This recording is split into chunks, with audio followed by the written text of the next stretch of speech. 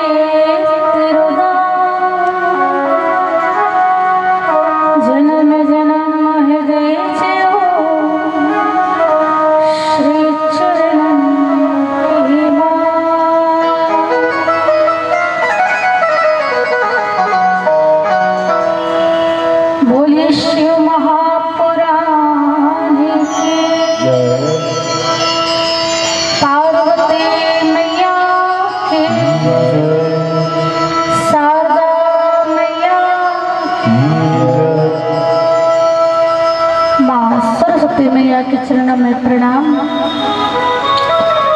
देवादिदेव महादेव के चरणों में प्रणाम।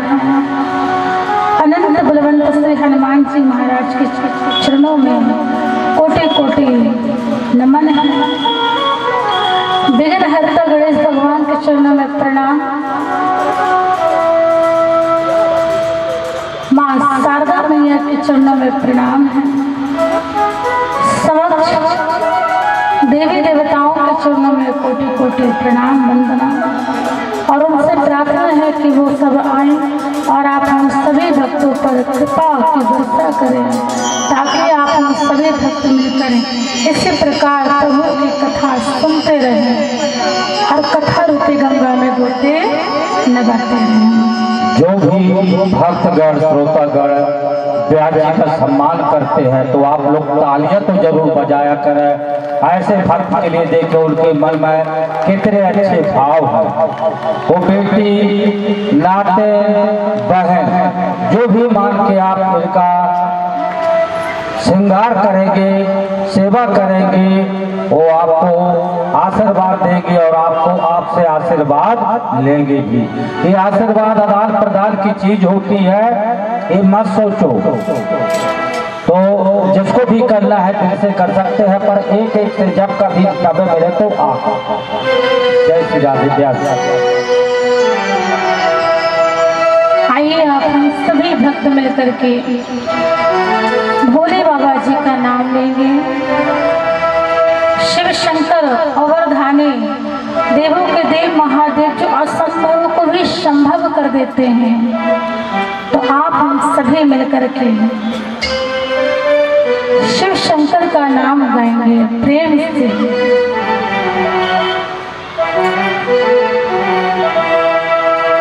ही शिव शंकर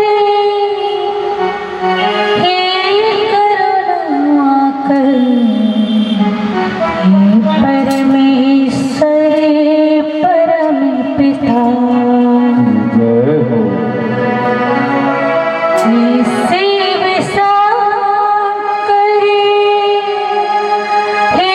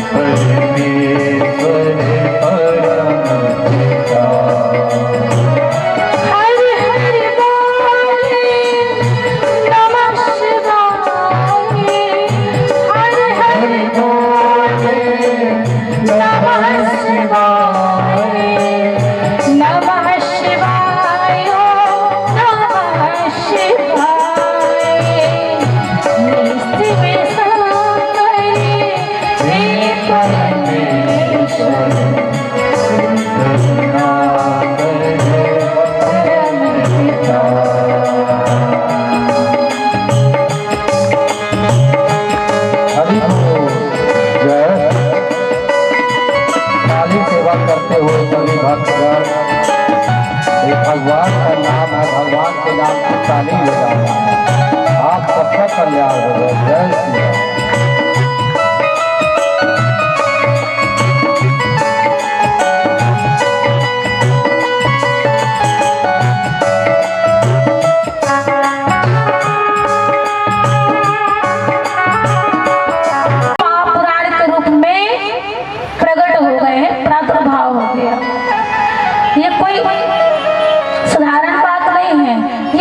रूपी गंगा है।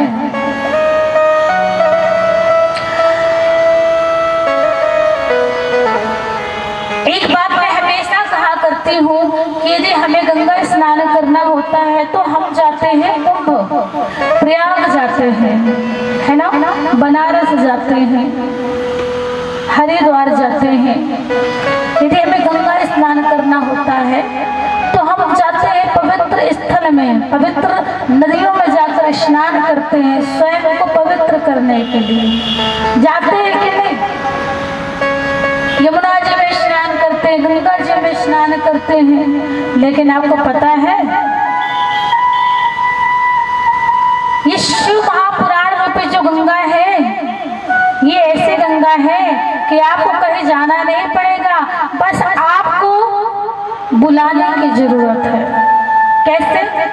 देवी जी आप आइए हमारे नगरी में, हमारे शहर में आकर के गंगा का प्रादुर्भाव कर दीजिए। ये तो चलती फिरती गंगा है, जहाँ आप बुलाएंगे गंगा वहाँ चली जाएगी। और आपके साथ साथ प्रत्येक जीव, प्रत्येक भक्तगण, चर अचर जीव जंतु, जहाँ जहाँ तक इस ध्वनि की आवाज जाएगी, जहाँ जहाँ तक ध्वनि सुनाई देगी, सबका कल्याण कर देती है ये गंगा।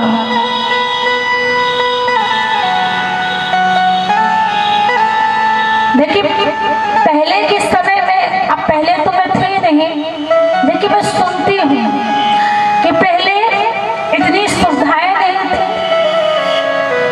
इतनी व्यवस्थाएं नहीं थी। हाँ, न ज्यादा न माइक की सुविधा थी, न सोशल साइट की सुविधा थी, न टीवी, न यूट्यूब, ये सब कुछ भी नहीं था पहले। तो पहले क्या होता था, पहले के समय में भूत प्रेत ज्यादा घूमते थे महाराज, खासतौर पे गांव गांव में, शहर शहर में, हर जगह। ये मैंने सुना है बुजुर्गों के मुख से, और आप यदि हंस रहे हो तो इससे प्रतीक होता है कि बात सत्य है। पहले भूत प्रेत चुड़ैल पिशाच ये सब बहुत हुआ करते थे, मतलब नजर आ जाते थे। आपके मैहर में है क्या? हाँ, आपके मैहर में भला कहाँ हो सकते हैं? मैहर में तुम्हारा साक्षात देवी विद्यमान है, बाबा तालाब महादेव स्वयं विराजमान है। मैं आपसे क्या कहना चाहती हूँ उस विषय को समझिएगा। पहले भूत प्रेत पिशाच बहुत नजर आया करते थे। क्यों? क्योंकि पहले सुविधा नहीं थी, न माइक की सुविधा थी, न सोशल साइट की, न किसी प्रकार की सुविधा थी कि हमारी आवाज, जो कथा प्रवक्ता थे उनकी आवाज दूर दूर तक जा पहुंचे। पहले सुविधा न होने के कारण लोग घर में ही कथा करवाते थे। हाँ, घर में कराते थे, या फिर जितनी जगह उनके पास रहती, जगह जमीन खेत बाड़ी, वहाँ कथा करवा लेते थे, या फिर मैदान में भी कथा रखवाते थे। लेकिन जब माइक नहीं था, सुविधाएं नहीं थी, तो जितने लोग बैठते थे सामने वो सुन पाते थे, और जहाँ जहाँ तक आवाज जाती थी वहाँ वहाँ जीव प्राणियों का उद्धार हो जाता था।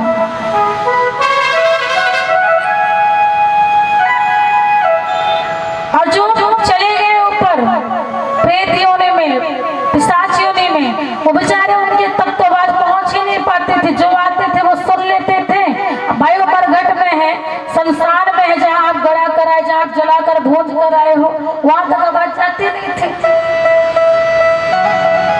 हाँ, तो बराबर सी बात है, भूत नजर आया करते थे। लेकिन अब के समय में भूत प्रेत पिशाच नजर नहीं आते। कहीं नजर आते हैं? मतलब क्यों? ये प्रभु की कथा का प्रताप है, ये शिव महापुराण की कथा का प्रताप है। 18 महापुराण की रचना की वेद व्यास ने श्रीमद् भागवत महापुराण, देवी पुराण, पद्म पुराण, अग्नि पुराण, स्कंद पुराण, शिव महापुराण। जब पुराणों आज के समय में इतनी सुविधाएं हो चुकी हैं कि जहाँ जहाँ पुराण चलते हैं, कथा चलते हैं, तो देखिए इतनी सुविधा है कि लोग प्रांगण पर आकर सुनते हैं, कुछ यूट्यूब के माध्यम से सुनते हैं, कुछ टीवी के माध्यम से सुनते हैं।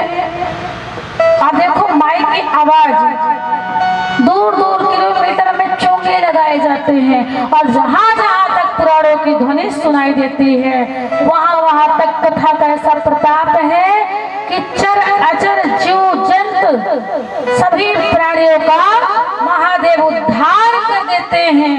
बोले शिव महापुराण की। बताइए कितनी बड़ी महिमा है महापुराण की। जो जीते हैं यानी कि हम सभी सांस ले रहे हैं, हम सभी को तो महापुराण शिव की कथा तो श्रवण करने को मिल ही रही है। हमारा तो कल्याण होगा ही। जहाँ जहाँ तक ये ध्वनि सुनाई देगी महाराज उन सबका कल्याण महादेव कर देते हैं।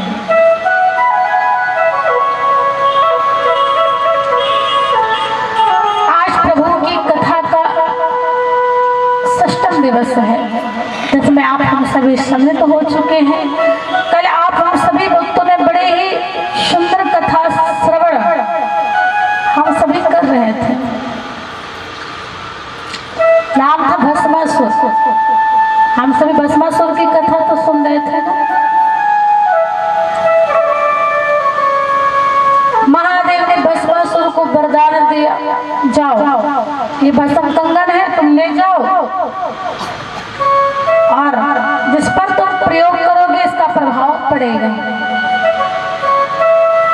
सूत जी महाराज सोनक ऋषि को सुंदर भगवान की अरवली कथा श्रवण कराते हैं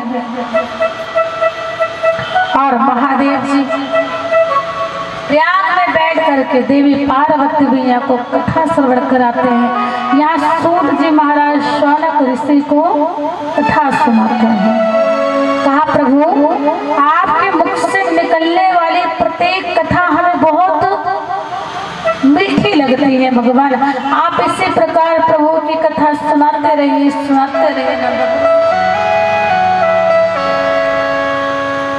महादेव ने किन किन भक्तों पर कृपा किया।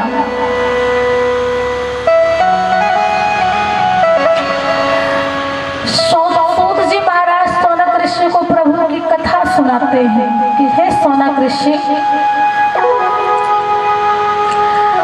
परली नाम का एक गांव है, वहां बैद्यनाथ धाम महादेव जी विद्यमान है जिसे हम बैद्यनाथ देवघर के नाम से भी जानते हैं। लोग जाते हैं और सुंदर दर्शन करते हैं और सावन के महीना में तो और भी लोग जाते हैं, भारी संख्याओं में जाते हैं। 12 ज्योतिर्लिंग में ये 9वां ज्योतिर्लिंग है बैद्यनाथ महाराज देवघर महादेव। बोलिए शिव शंकर जी भगवान की। एक बार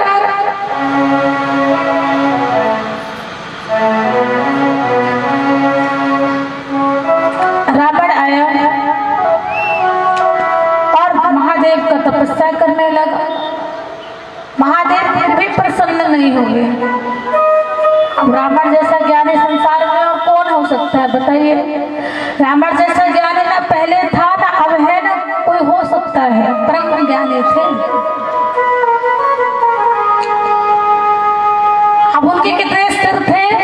10 सिर थे। एक नहीं 10 सिर। हमारे तो केवल एक ही सिर होते, उनके 10 सिर थे। तपस्या कर रहे थे, पूजन कर रहे थे, महादेव को मना रहे थे, लेकिन महादेव प्रकट नहीं हुए, दर्शन नहीं दिए। तो कहा प्रभु जब तक आप मुझे दर्शन नहीं दोगे मैं अपने आप को समर्पित कर दूंगा आपके चरणों में। और कैसे? महादेव जी को प्रसन्न करने के लिए रावण अपने सिर को काट करके महादेव में चढ़ाता। 1 सिर काटा, 2 सिर काटा, 3 सिर काटा, 4 सिर काटा, 5 सिर काटा, तब भी महादेव जी नहीं प्रकट हो रहे थे।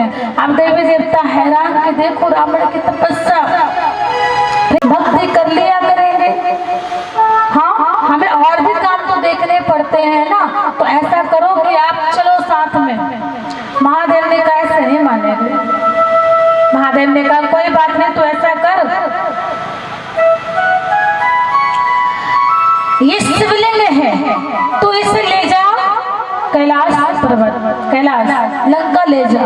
लेकिन हाँ एक बात है, एक शर्त है। बात ये है कि शिवलिंग को तो बीच मार्ग में कहीं रखेगा नहीं,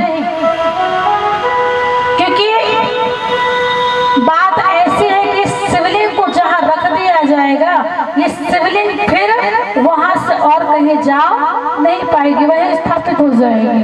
अभी बात समझ लेना, सोच समझ कर। रावण विचार कर रहा है, सोचने समझने के व्यस्त हो गया। रावण ने कहा रुको प्रभु मैं आ रहा हूँ, अभी बैठो आप इंतजार करो, मैं आ रहा हूँ। महाराज भगवान को इंतजार करवा रहा रावण। तब नारद जी के पास गए। नारद जी महाराज, नारद जी दोनों तरफ से मिले रहते हैं। नारद हमारा देवताओं से भी मिले रहते हैं, दानव से भी मिले रहते हैं। बड़ा प्रेम व्यवहार बना रहता है उनका व्यवहार किसी से गड़बड़ाता नहीं है। देवताओं से भी सुंदर भेंट होती है और दानवों से भी भेंट होती है नारद जी की। क्या करूं महाराज, कुछ मार्गदर्शन दो।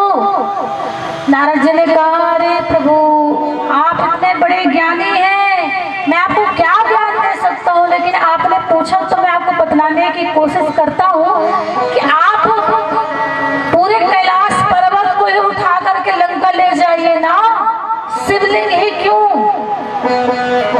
कैसे, आपको पता नहीं जब हनुमान जी को जब शक्ति बाढ़ लगी लक्ष्मण को, तब हनुमान जी को आदेश दिया गया। क्या आदेश दिया गया, संजीवनी बूटी ले आओ, दिया गया।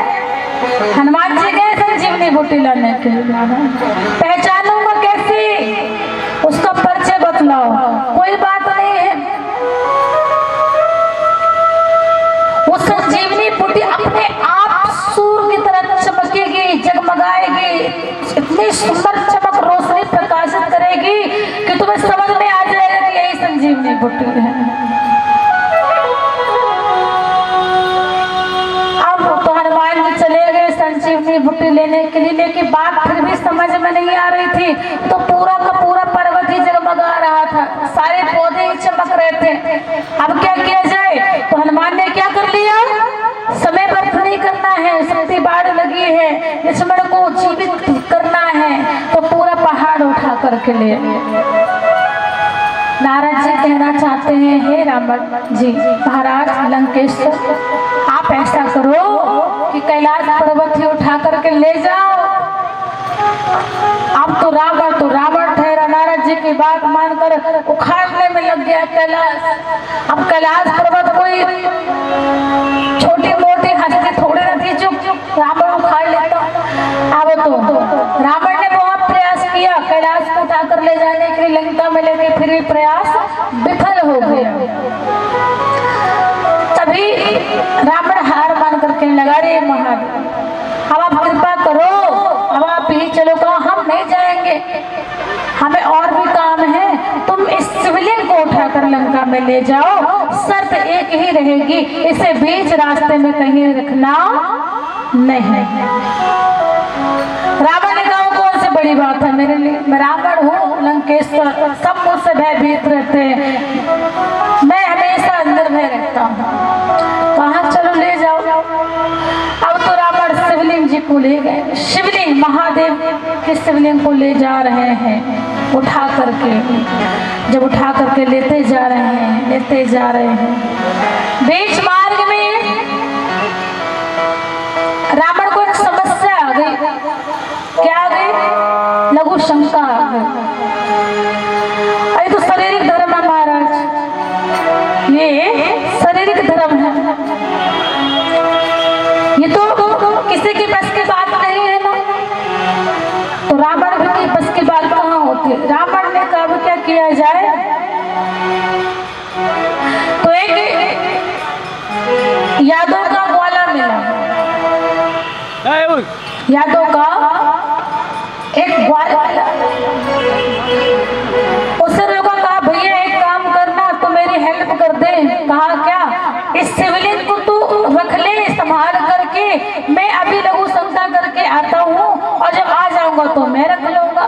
उतनी मेरी सहायता कर दे, फिर जो तुम मुझसे मांगेगा मैं तुझे दूंगा। कहा ठीक है। अब वो यादव का जो पुत्र था ग्वाल, वो ऐसा वैसा थोड़ी ना था महाराज, वो तो साक्षात प्रभु नारायण थे, उन्हीं की सब लीला थी। लगाकर चला गया।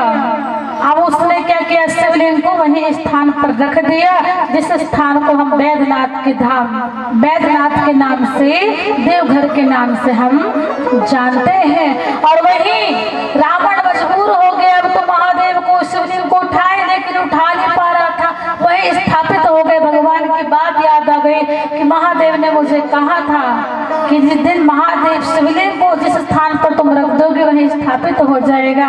अब क्या किया जाए, तो रावण ने वहीं पर शिवलिंग की पूजा करना प्रारंभ कर दी है। मैं तो सोच रहा था कि इसे लंका ले जाता तो मुझे बार बार आना जाना नहीं पड़ता, लेकिन कोई बात नहीं, अब यहीं पर आकर के मैं महादेव की आराधना करूंगा, वंदना करूंगा, पूजन करूंगा। और वही शिव शंकर की पूजन किए हैं। नौवें ज्योतिर्लिंग के रूप में, देवघर के रूप में, बैद्यनाथ धाम में सुंदर महादेव जी विद्यमान हो गए हैं। बोले शंकर जी भगवान की। इस प्रकार शंकर भगवान ने भक्तों पर कृपा की है। सौनक ऋषि कथा सुन रहे हैं, बड़े गदगद हो गए, प्रसन्न हो गए। कहा प्रभु आपने अति उत्तम कथा श्रवण कराई है, मुझे बड़ा आनंद आया। इसी प्रकार और भी सुंदर सुंदर कथा कहिए ना भगवान।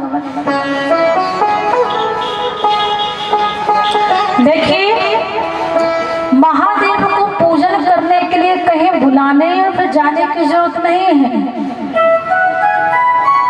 जाना चाहिए मंदिर जाइए, प्रभु के दरबार में जाइए, लेकिन जाने का मतलब क्या है कि हम अपने मन को भी प्रभु के चरणों में समर्पित करें।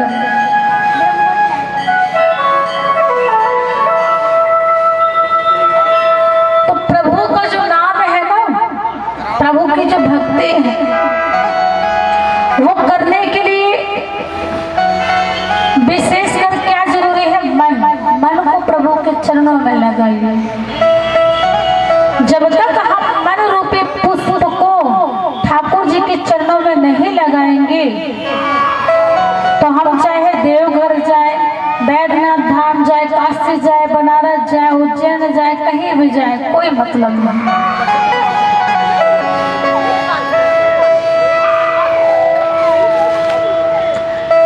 ऐसे एक संत हुए हैं, एक नाथ जी महाराज परम संत हुए हैं, बिरला हुए हैं।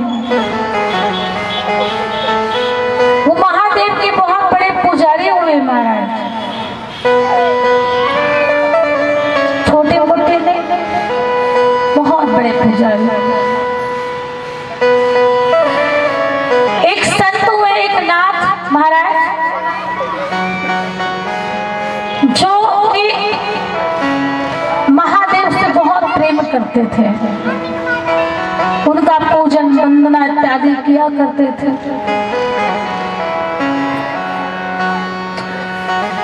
देखिए संतों का काम क्या है, संत हृदय नवनीत समाना। संत उसे कहते हैं जिसका हृदय किसी का दुख देख करके पिघल जाए, उसे संत कहते हैं।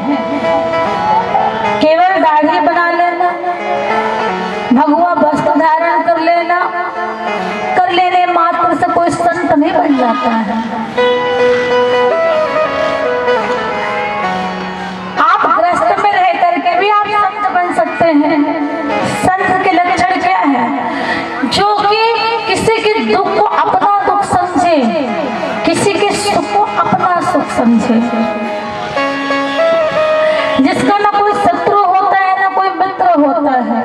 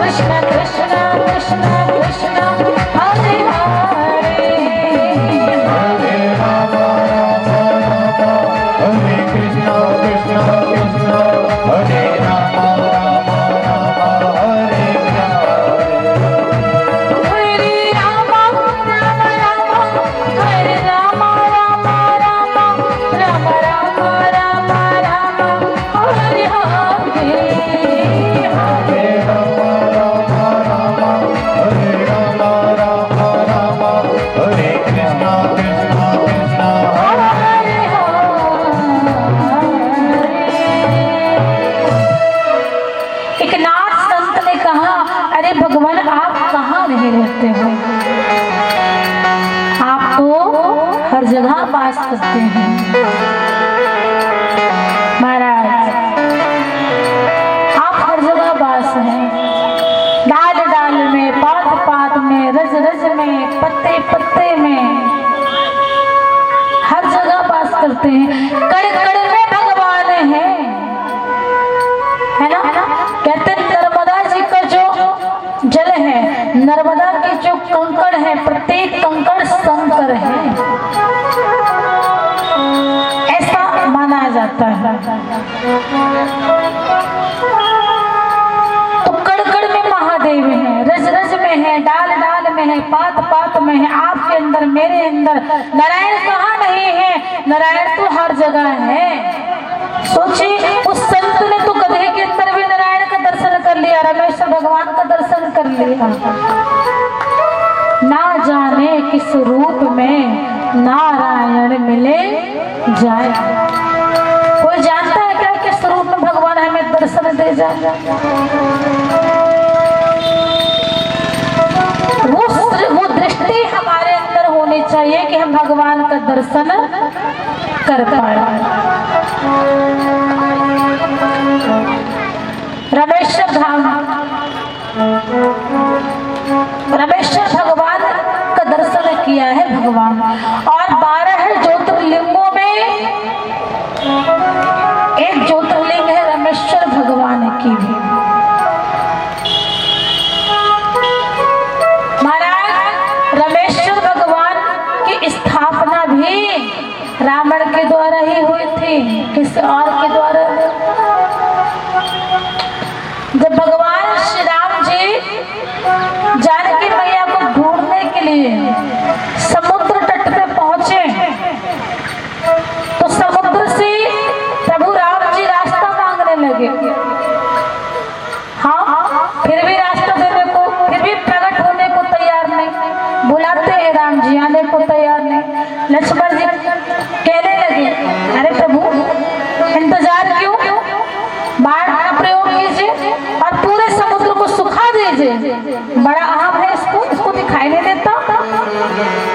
प्रभु श्री राम जी है, निवेदन कर रहे हैं। बुद्ध सरल है, इसका मतलब थोड़ी ना कि तो बिल्कुल अहम में डूबा हुआ है। प्रभु राम जी ने कहा धैर्य रखो, कोई बात नहीं। एक दिन 2 दिन महाराज इंतजार कर रहे हैं। समुद्र ने कहा प्रभु आप जैसे चाहो रास्ता बना लो।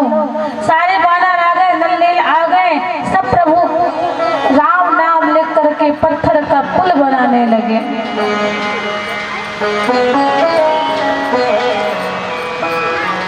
कहा महादेव की तपस्या करो, महादेव का जाप करो, महादेव की कृपा होगी तो हर असंभव काम संभव हो जाएंगे। महादेव जी की स्थापना राम जी करना तो चाहते थे, लेकिन उसके लिए पंडित चाहिए, स्थापना करने के लिए, पूजन करने के लिए वेद मंत्र की जरूरत होगी।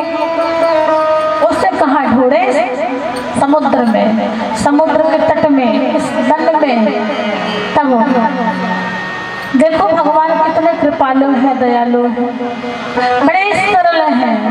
विभीषण जी तब मित्र थे भगवान के। विभीषण ने कहा प्रभु राम जी एक बात कहूं क्या? आप यदि बुरा ना माने तो कहा बोलो ना। वैसे जो हमारे भाई साहब है ना रावण, उसके जैसा विद्वान तो आपको संसार में कहीं भी नहीं मिलेगा। आप चाहो तो मैं अपने भाई को बोलूं, वो आप वेद मंत्रों के द्वारा स्थापित कर देगा। देखो विभीषण की हिम्मत तो देखिए। उस रावण के बारे में, जिस रावण ने प्रभु श्री राम की पत्नी यानी कि सीता का हरण कर लिया, और राम जी को भी देखे। राम जी ने कहा कोई बात नहीं, मैं मेरे बुलाने से तो शायद ना आए।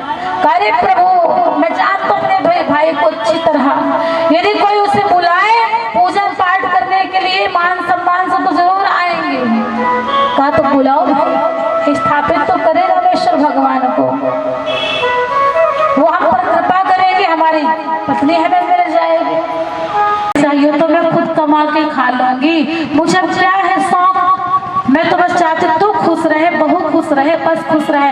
बेटा बहू से नहीं मिलेगा, अरे मैया वो भी डॉक्टर नहीं है, वो समय नहीं है, ले चल बेटा मुझे दिखाने के लिए, फिर मैं वहीं रहूंगी मैया, वहाँ आप जैसे लोगों का ठिकाना नहीं लगेगा, तू ही आ जा मेरे साथ।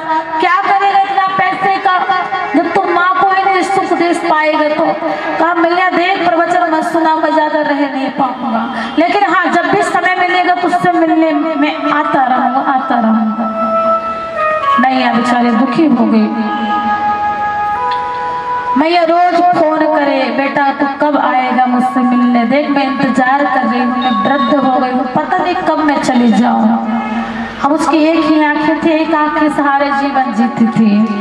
अब इंतजार करते, एक दिन इंतजार करते करते बेटा एक बार तो आ जा, कम से कम बहू को दिखा जा, कम से कम नाती पोता को तो जीते जीते देख लो।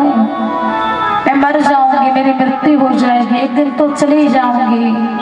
तो बिना बताए ब्याह कर लिया, कोई बात नहीं, तेरे बच्चे भी हो गए, कोई बात नहीं, मुझे बहुत खुशी है, लेकिन एक बार तो आ जा, बहू को ले आ, बच्चों को ले आ, मैं सबको देखकर एक बार तृप्त हो जाऊं, फिर तो मौत भी गले लगाएगी तो हंस करके लग जाऊंगी। माँ तो माँ होती है, उदास हो गई, रोने लगी। एक दिन क्या हुआ कि उसने चिट्ठी में लिखा, कुछ लिखा और लिख कर तकिए के नीचे रख दी, और फिर वो राम राम राम राम कृष्ण करते करते उसकी मृत्यु भी हो गई, मर गई। गांव वाले एकत्रित हुए, आए, बेटा को संदेश भेजा गया तो बेटा भी आया, और जब बेटा आया संस्कार किया, सब किया। एक दिन बेटा तो थोड़ा दुखी भी हुआ, बहू भी दुखी हुई। नाती पोता ने कहा दादी दादी, लेकिन कसाई बेटा दादी कहाँ मिलती, अब फोटो ही थी, फोटो से काम चलाओ।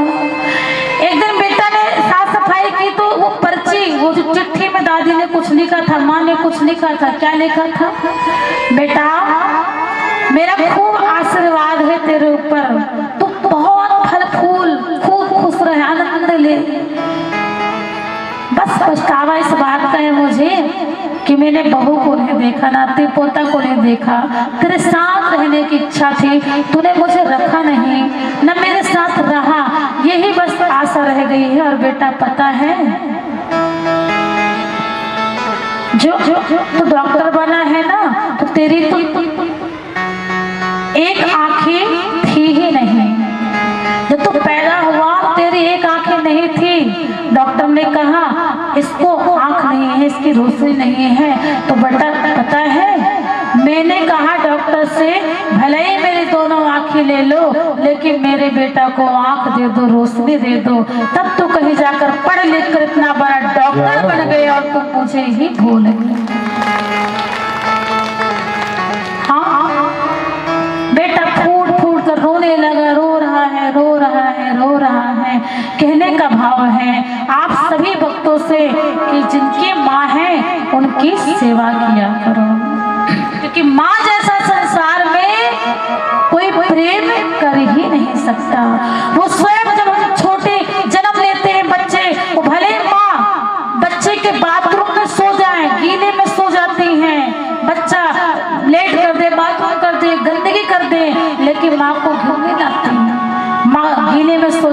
कि बच्चे को सूखे में सुलाते, रात रात भर जगते हैं। इसलिए आपसे निवेदन है कि जिन जिन भक्तों की माँ है, माँ की सेवा करो, प्रेम करो, उन्हें कभी भी अपमानित मत किया करिए। और ये भजन में माँ के लिए गा रही हूँ, तो जिन जिन भक्तों की माँ है आप सभी गा, जो जो माँ से प्रेम करते हैं मेरे साथ। कौन कौन माँ से प्रेम करते हैं, जरा हाथ उठा।